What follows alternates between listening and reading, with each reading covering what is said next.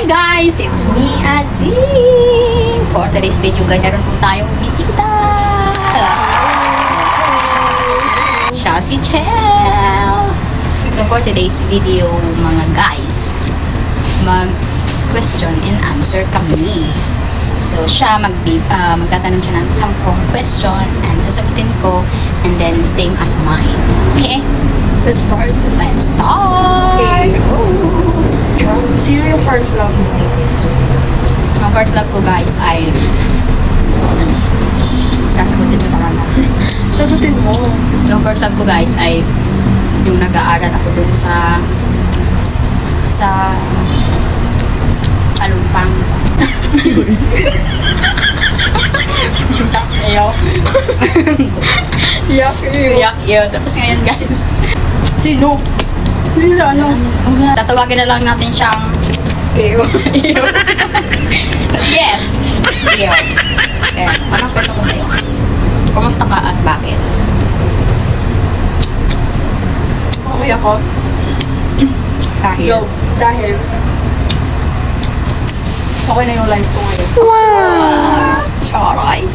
Next. Sino yung favorite siblings mo?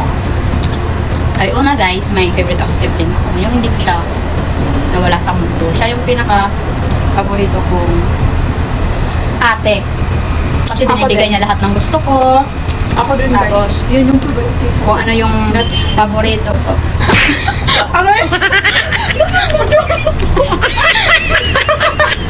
Ang paborito namin, binibigay niya, gano'n. Tapos, siya bumubuhay sa amin dati nung hindi pa siya nawala. Kaya siya ang paborito ko. Pero, nung nawala siya guys, yung mama niya, siya na ang close ko. Sino ang inspiration mo? Siyempre, my lolo and lola. Wow! Mama's girl or papa's girl? Papa's girl, kasi yung mama ko kasi lagi kami nag-aaway. Kaya pa kasi kahit anong joke ko sa kanya, tawa lang siya ng tawa, ganon. Mahilig siyang makipag-banding sa mga kalokohan namin kahit matanda na siya. Hindi naman siya matanda. Medyo may edad na, ganon. Kaya kasi mabait ng papa ko. Yeah. Ano? O sino ang nagpapasaya sa iyo ngayon? As a fan girl, Crispy or si Harvey. Harvey Bones. Okay. Next, ano na? Single ka ba ngayon? Hindi. Sabi niyo, hindi. Next, Ikaw. naka-move on ka na ba totally sa previous relationship mo? Of course. Sino? Ang dami. Ang dami. Kung naka-graduate ka, anong course ako ulit? Alam nyo guys, nung nakagraduate ako, it's either accountancy, kasakit, or secondary education, major in mathematics. Kasi guys, mahilig ako sa math. Galit ka pa ba sa mga magulang mo? No. Wala Bakit? akong galit. Wala na akong galit. Bahala na sila. Kung ang gusto nila, bahala na din ako. Kasi Support ka na lang. as independent, Uy! yun na. Biggest regret sa life mo? Ito yung pinaka-biggest regret ko sa life ko. Yung namatay yung ate ko, sabay kaming naligo noon. And then, linutusan niya akong mag-brush ng kanyang tsinelas. Tapos hindi ko sinunod yung gusto niya na ipabrush akong tsinelas. Hindi ko sinunod guys. Tapos, mga ilang hours lang may tumawag sa amin na patay na siya. Yun yung pinaka-biggest regrets ko. Medyo maliit na bagay pero yun yung para sa akin yun yung pinaka-biggest regrets ko. Naisip ko noon na sana ginawa ko na lang yun. At least pag umalis siya, may ganun ba? May huling banding kami. Yung banding na binigay ko sa kanya guys, sakit ng ulo. Ay, Anong mensahe mo sa mga magulang mo? Sa mama mo muna. sa mama ko. Oh, mensahe mo sa mama Thank mo. you. Thank you dahil. Pinahanap mo ako. Tapos, Yun. Sa papa mo. Thank you din. Thank you dahil. Yun din. Pinanganak nila ako. Oh, wala ba ako dito ngayon? Sa lahat ng pamangkin mo, sinong pinakamatigas ng ulo? Siyempre, hindi ako. Alam nyo guys, dati si Diday matigas ang ulo. Lagi ko yung pinapalo dati. Si Diday. Tapos, kapag umiiyak na siya, bigla akong tumatakbo sa likod ng bahay namin. Tapos, umiiyak din ako kasi sisisi ako kung ba't ko ginawa sa. Pero matigas kasi ang ulo niya, kaya napapalo ko siya. Pero hindi ko pinapakita sa kanya na umiiyak ako pagkatapos yung ginagawa ko. Pero pero ang pinakamatigas ang ulo, yung bagong dating naming pamangkin. Anong mensahe mo sa mga magulang mo? Na sana maging sila, okay kahit hindi na sila magsama. Basta okay lang sila, okay na din ako. Sa mga nangyari sa buhay mo, ano ang natutunan mo? Ang natutunan ko sa buhay ko ngayon,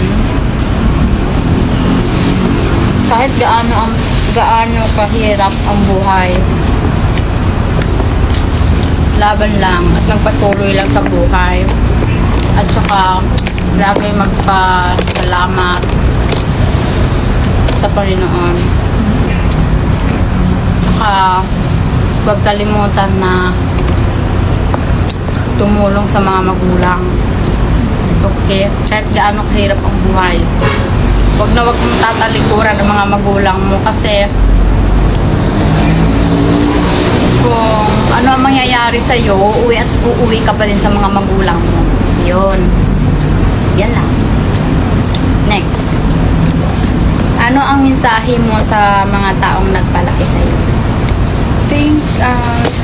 Ang mensahe ko kay Lolo at saka kay Tito, thankful ako kasi pinalaki nila kami ganito, na may respeto. Tsaka pinalaki nila kami may paninindigan. So, sobrang thankful ko kasi pinaaral nila kami. Tapos, ito kami ngayon. Ayan, thank you so much. Next question. Next question. Magbigay ng 3 na gusto mo in future. Magkaroon ng bahay at masayang pamilya.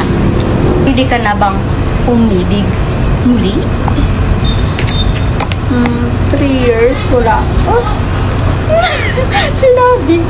3 years akong single. Tapos, parang hindi na ata. Kasi parang, Kasi hindi ka pinipili. Basta green flag yung taong yon, tapos nanligaw sa'yo, okay. Bakit ka sumuko agad? Sumuko saan? Sa relation mo dati? Sumuko ako kasi maling tao. Tsaka hindi na maganda yung dulot nila sa akin. Puro stress. Yun. Next. Ano ang turing mo kay Harvey? Pero, idol Idol mo.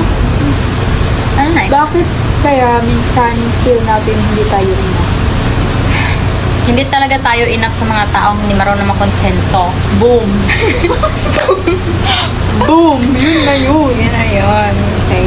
Ay, babalik ko sa iyo yung question. Kung hindi ka nag-stop ng pag-aaral, ano ba ang iyong course or gusto mong Hindi, maging? itong isasagot ko, parang hindi kayo maniniwala. Kasi sobrang tahimik ko dati. Wala akong kaano-ano. Parang, alam mo yung magtataas na ng kamay, hindi magawa. Yung ganun. Pero teacher. Pero yung gusto ko talaga is tourism. Flight attendant. Pwede ka naman attendance. Attendant.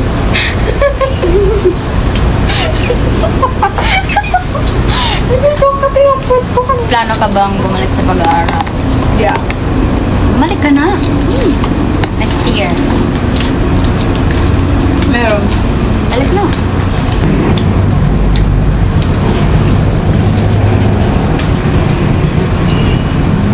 Sino-sino yung mga tropa mo nang hanggang ngayon nakakausap mo?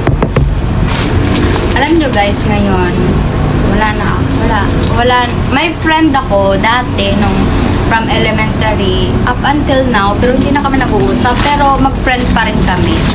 Yun naman talaga yun. Ang importante, Mag-friend kayo. friend pa rin kayo kahit hindi na kayo nag-uusap. Ganon. Ako na. Anong masasabi mo sa mga friend mo na may asawa at mga anak na ngayon? Uy, Bakit? wala. Magbigay ng 5 na gusto mo sa partner mo ngayon.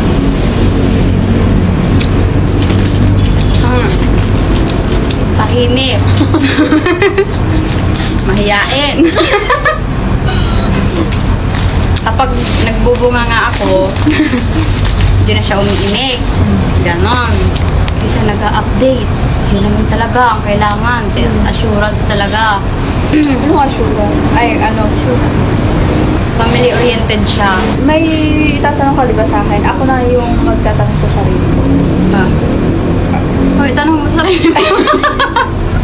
Sige, tanongin mo sarili mo. Love language ko. Oh, ano love language? Act of service. Mag-aasawa ka. Ilan gusto mong anak? 3, 2. Tapusin na ang aming vlog.